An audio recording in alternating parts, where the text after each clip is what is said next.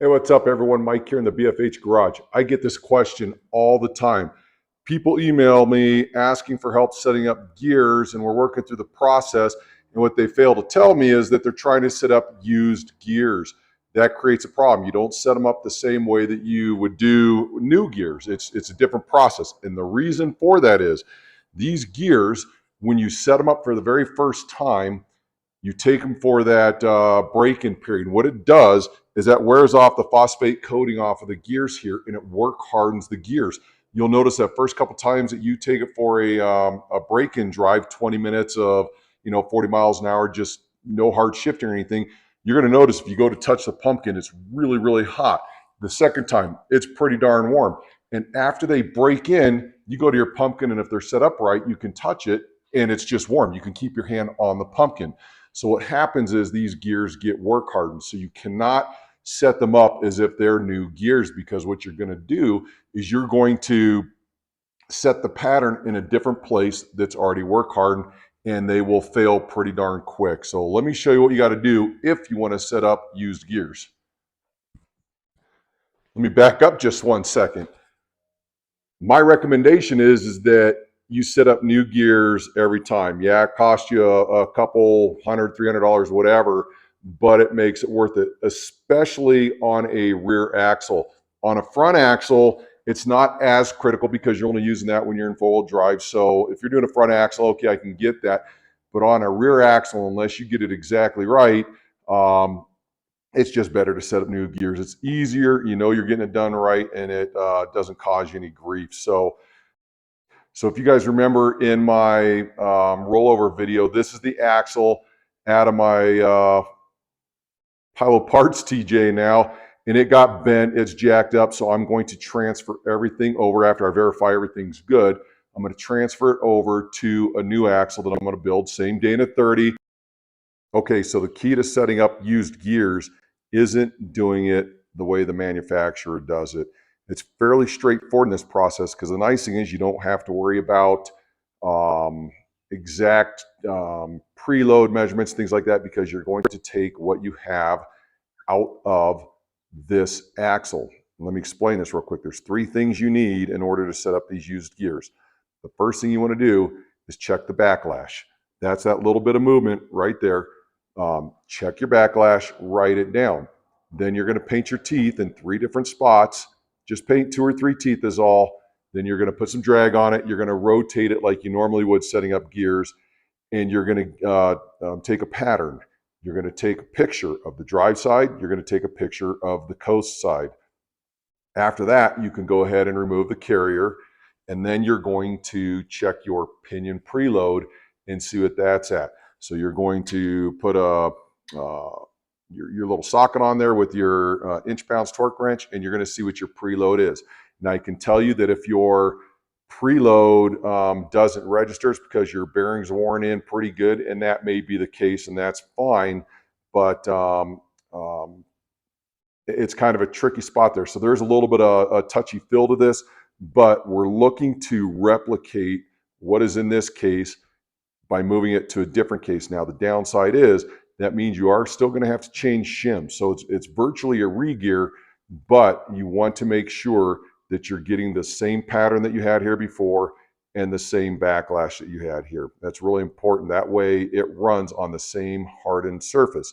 Now, if you're trying to take your pattern, or I'm sorry, if you're trying to set up and you take a pattern and it doesn't match your old one, you want to dial it in until it does. But let's say it only matches one side, but not the other. Then what you want to do is you want to favor the side that is the forward motion side. So if you're a low pinion 30, that's going to be your coast side.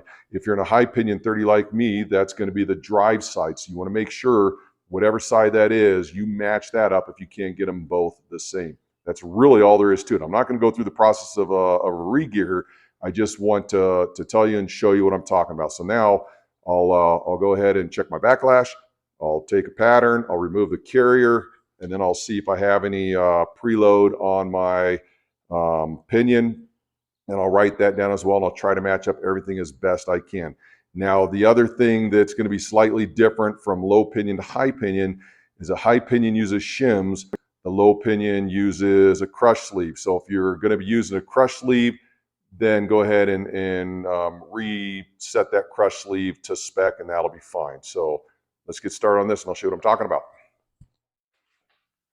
All right, so what you're going to do is you're going to get your dial indicator set up for whether it's high pinion or low pinion. If this is a low pinion, I would have to take this dial indicator, put it over here, and feel from the bottom side because the drive side and the co side are opposite. That's why this is set up this way. So you want to check your backlash. And again, that is the backlash is the amount of space between the ring gear tooth and the pinion tooth. And that allows oil to get in there and lubricate. So when you look here and I push this back and forth, I'm right at 7 thousandths of an inch backlash. That's good. I'm really happy with that stayed there. So I'm going to write that down. Now I'm going to come back and I'm going to paint teeth, and we're going to run a pattern. So when you go to paint your pattern, you're going to take just a little bit of paint 3 teeth here, and then kind of cut up your ring gear into thirds, and you're going to paint at those 1/3 marks. When you put your first layer of paint on here, you more than likely do not have to stick your paintbrush back in your paint again.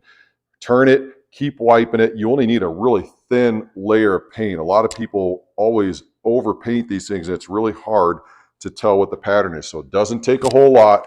You can get all 3 done pretty easily. Then you're going to take a glove, a rag, or something like that, and you're going to hold some resistance here.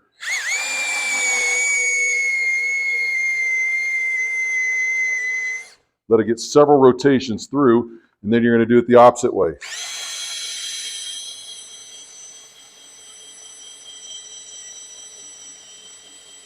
And that makes it nice and easy. All right, let's take a look at this. So when you're reading the pattern, you can see that's a really good looking pattern there.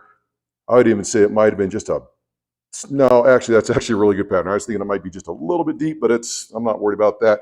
Now I'm going to come back to the back side here, and you're going to see that pattern wore really well on that side too.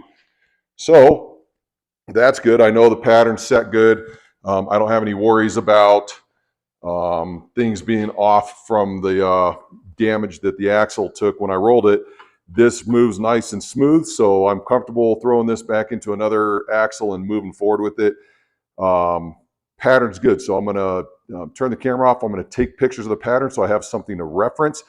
Then I'm going to go ahead and pull the ARB line, pull the carrier out, and then I'm curious to see what I have for preload on my pinion. Again, that's probably not the most critical part of it, but getting that pattern the way it was is the most critical part. If you get the pattern back to the way it was before, you're more than likely not going to have any problems. All right, normally when I set up new gears, I will set this pinion preload to anywhere between 16 and 20 for these Dana 30s. Now with the gears already being broken in and the bearings being broken in, I would anticipate that it's going to be less if there even is any at all. So let's see where I'm at.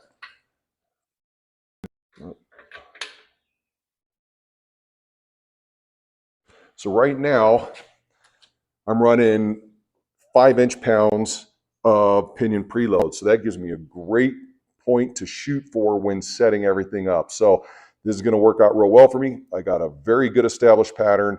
I have my backlash number perfect, and then my pinion preload is well within where I want it to be. So all I have to do now is take that locker, put it into the new housing, move the shims around until everything lines up and that pattern matches what I had before.